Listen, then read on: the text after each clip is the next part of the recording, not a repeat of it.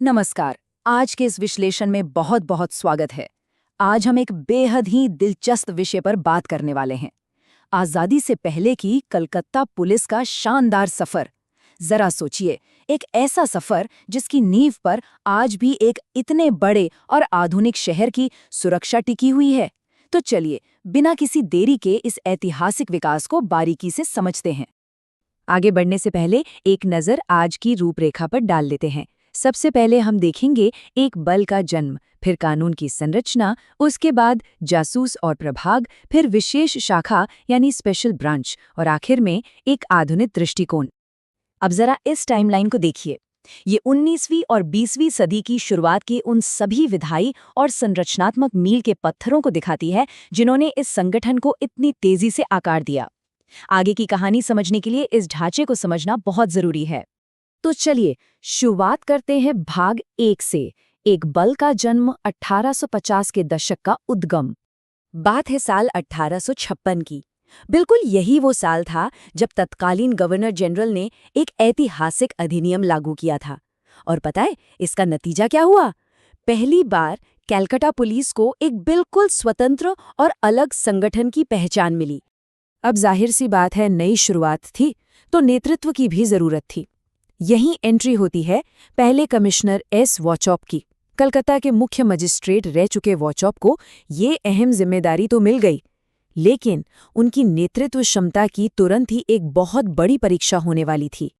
और वो परीक्षा थी 1857 का सिपाही विद्रोह। ब्रिटिश शासन के खिलाफ इस पहले बड़े विद्रोह ने सच कहें तो इस नवगठित पुलिस संगठन की नींव को हिलाकर रख दिया था। लेकिन एस वॉचॉप ने स्थिति को काफी कुशलता से संभाला। इस ऐतिहासिक दबाव ने ही इस बल के शुरुआती दिनों को एक नया आकार दिया। अब बढ़ते हैं भाग 2 की तरफ, कानून की संरचना, कानूनी नींव। हम आ गए हैं साल 1866 पर। यह वह महत्वपूर्ण साल है जब तेजी से बढ़ते हुए इस शहर के लिए पुलिसिंग का कानूनी आधार, कहना चाहिए कि बहुत ही मजबूती के साथ तैयार किया गया था। वीएच शाल्च के कार्यकाल में 2 बहुत ही मूलभूत दस्तावेज अस्तित्व में आए, कलकत्ता पुलिस अधिनियम और कलकत्ता उपनगरीय पुलिस अधिनियम। अब यहाँ सबसे दिलचस्प बात क्या है? वो ये कि 1866 के ये दोनों ही अधिनियम आज भी लागू हैं। जी हाँ, 1.5 सदी से भी ज्यादा का समय बीत चुका है, लेकिन एक आधुनिक शहर आज भी इसी कानूनी ढांचे पर चल रहा है। चलिए अब बात करते हैं भाग 3 की, जासूस और प्रभाग यानी बल का संगठन। हो ये रहा था कि शहर बहुत तेजी से बढ़ रहा था और उसी रफ्तार से अपराध के तरीके भी बदल रहे थे। ऐसे में नवंबर 1868 वो अहम पल था जब अपराध सुलझाने के पूरे प्रशासनिक नजरिए में एक बहुत बड़ा और ऐतिहासिक बदलाव देखने को मिला। इसी बदलाव के तहत सर स्टुअर्ट हॉग ने पहली डिटेक्टिव डिपार्टमेंट यानी जासूसी विभाग की टीम बनाई। इस खास टीम का नेतृत्व अधीक्षक ए यूएनान और प्रथम श्रेणी के निरीक्षक आर लैम ने किया। अब यहाँ एक और मजेदार बात जान लीजिए। सर हॉग पुलिस कमिश्नर तो थे ही, साथ ही कलकत्ता नगर निगम के अध्यक्ष भी थे।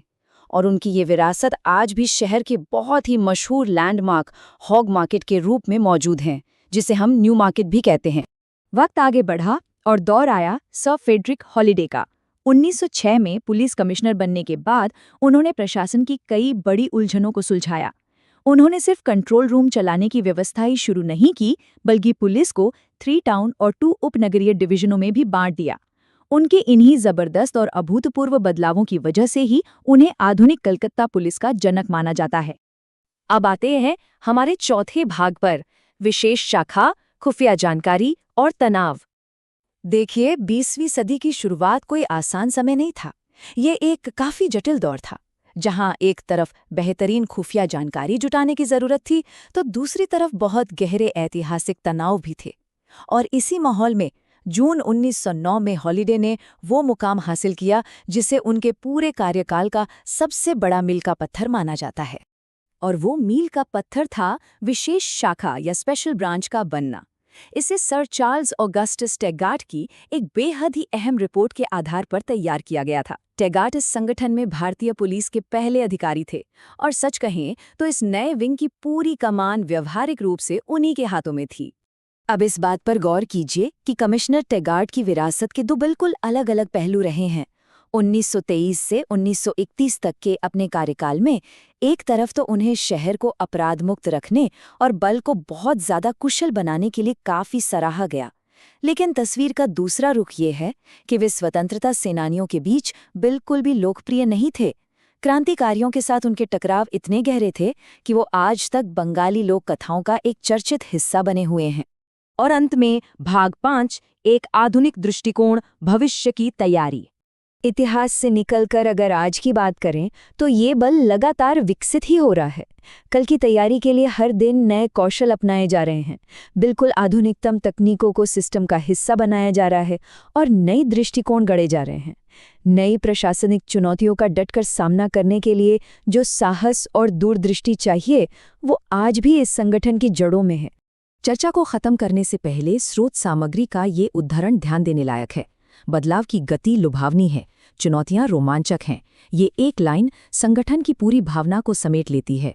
1850 के दशक से शुरू हुआ ये बल आज ड्रोन और आधुनिक तकनीक के युग में पूरी मजबूती से खड़ा है।